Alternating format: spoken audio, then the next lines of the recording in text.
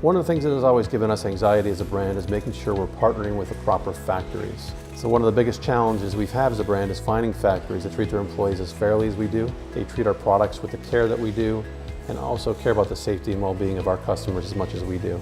For us, that comes down to responsible sourcing, and it's a continual process, which involves regular factory visits, having partners on site for each production run, engaging in elaborate QC planning, which helps us to minimize the amount of waste and maximizing the quality of the finished product. Also involves us making sure our factories are fair to the employees, providing living wages and making sure that they have comfortable arrangements for employment, comfortable arrangements for living, and a comfortable facility to work in. And lastly, it involves us having the confidence to be transparent about our manufacturing process. We'd feel incredibly comfortable and proud to bring our customers and partners to our factory, as our manufacturing facilities are a source of great pride for us.